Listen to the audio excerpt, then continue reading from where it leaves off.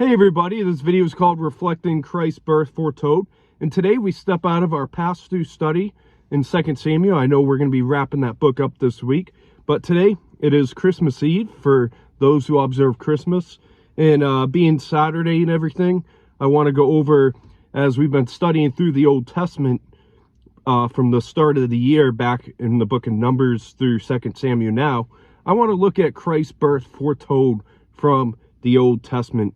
And it starts out actually right at the very beginning. Many people forget about this at this time of year, right? With the fall of man with Adam and Eve.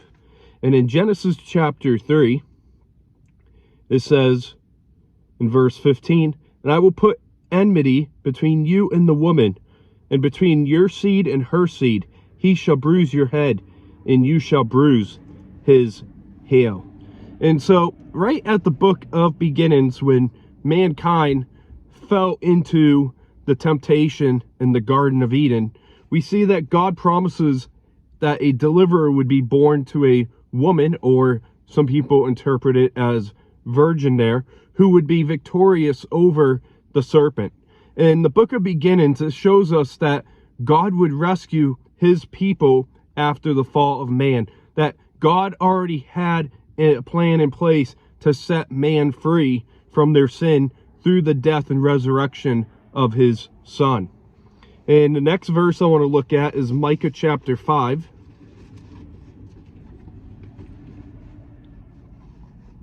Micah chapter 5, verse 1 through 5.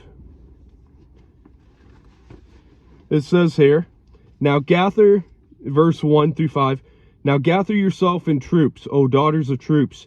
He has laid siege against us. They will strike the judge of Israel with a rod on the cheek.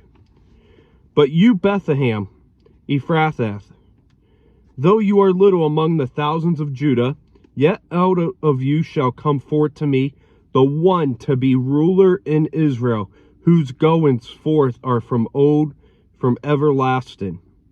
Therefore he shall give them up until that time that she who is in labor has given birth, that the remnant of his brethren shall return to the children of Israel, and he shall stand and feed his flock in the strength of the Lord, in the majesty of the name of the Lord his God.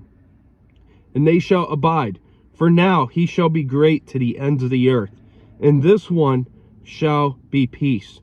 When the Assyrians come into our land, and when he treads in our palaces, then we will raise against him 7 shepherds and 8 princely men." And so Micah chapter 5 verse 2 is a very popular verse in this passage right at Christmas time from the prophet Micah. And we see the incarnation prophesied by Micah here. He tells us that Bethlehem was about to produce one who is the Ancient of Days, and that is a king who would come from Bethlehem, who had no starting point, that he has always been. And the Son of God, as we can find in the New Testament, has always been. Jesus has always existed from forever. And we know that from John chapter 1 and Colossians 1 verse 15 through 16. And when Jesus came down as a baby, he took on flesh at the incarnation through the Virgin Mary, also fulfilling more Old Testament prophecy.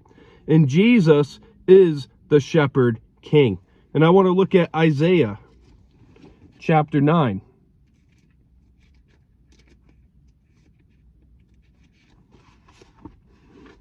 And we're going to do verses 1 through 7.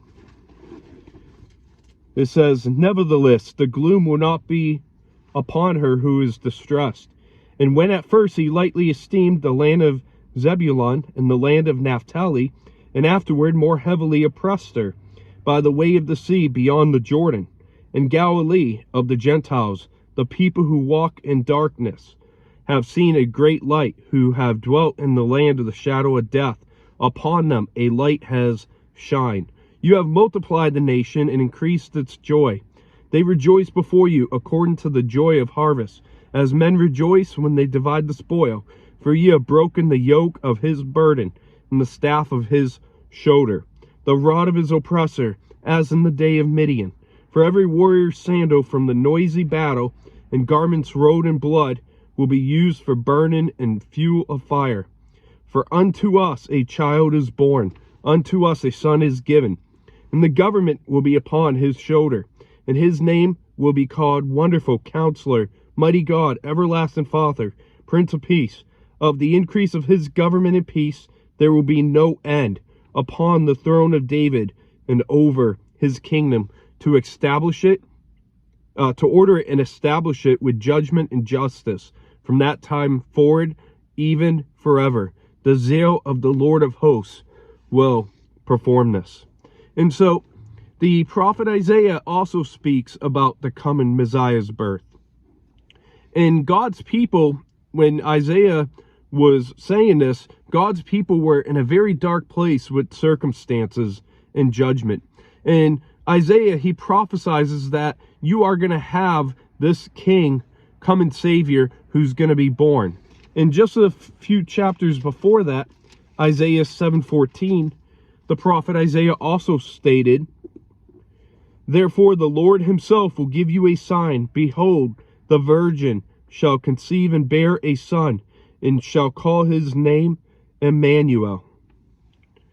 And so we see that the Messiah would be born through the virgin. And the Messiah born would be God with us. And when we read the story and we hear the sermons on Luke chapter 1, Luke chapter 2, Matthew chapter 2, we see that when Christ was born, they were saying God with us. And I want to look at one more verse, Psalm chapter 72.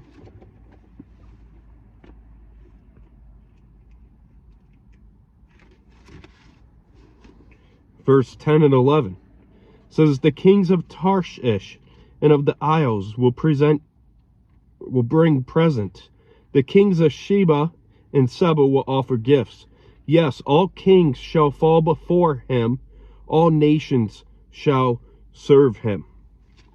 And we see that Solomon prophesied of the wise men or magi who would visit Jesus with these gifts, and they would bow to worship him. And we see that take place after the birth of Christ in the gospel according to Matthew. And, I just wanted to go through some of the Old Testament passages on the Messiah's birth, Jesus' birth, as many of us, I know not everybody celebrates the birth of Christ or Christmas at all, but, for us that do, it's important to reflect on the birth of Christ. But may we never get wrapped up where we only think about the birth of Christ at this time of year. And, may we never find ourselves into that mindset that Jesus' birth came out of nowhere.